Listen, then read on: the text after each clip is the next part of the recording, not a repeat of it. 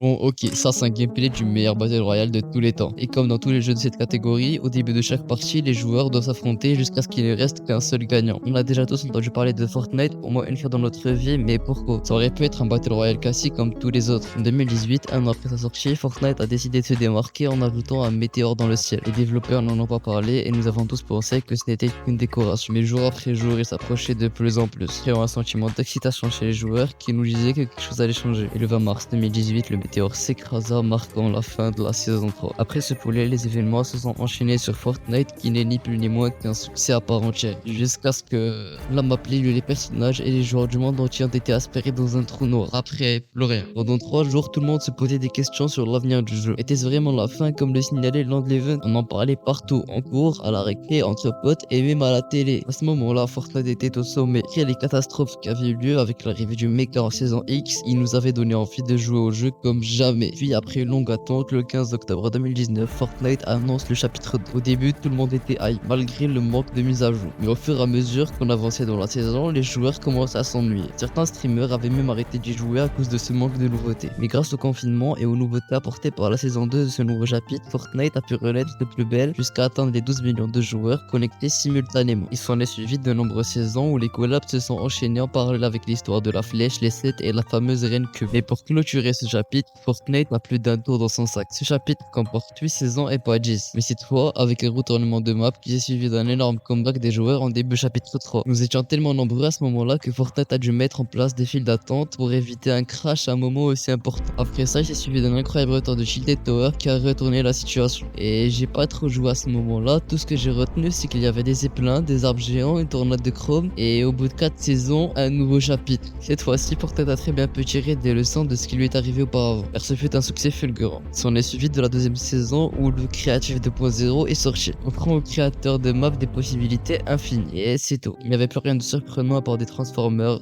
de la boue et des boomerangs. Et non, le chapitre aurait très bien pu finir sur des saisons de plus en plus ennuyeuses comme auparavant. Mais ça, c'est sans compter sur l'originalité d'Epic. Alors que tout semblait perdu et que de nombreuses vidéos prétendaient une fin imminente pour le jeu, Fortnite sort la saison OG. Des centaines de milliers, voire des millions de joueurs se remettent au jeu pour pouvoir revivre ce qu'ils avaient vécu avec leurs amis 6 ans auparavant. Mais tout a une fin. Le 2 décembre 2023, nous nous sommes séparés de notre jeu préféré. Et ça, en beauté. L'événement Big Bang qui clôtura cette saison nous en a fait voir de toutes les couleurs. Avec un début très similaire à celui de la saison X, les fusées dirigent la météorite sur le point zéro qui explose sous le choc pour tout aspirer une nouvelle fois. Et cette fois-ci, il s'ensuit d'un petit voyage au multiverse. Fortnite, Lego, Rocket Racing et concert d'Eminem, puis retour au trou noir. Il faudra attendre le lendemain, date de sortie du chapitre 5, pour pouvoir profiter d'un train qui rase tout sur son passage, de nouveaux modes de jeu, de classe G et de plein de nouvelles armes. Je ne parle pas beaucoup de l'histoire du jeu dans cette vidéo, je te redirige donc vers la chaîne du protagoniste. Surtout avant de partir, n'hésite pas à t'abonner.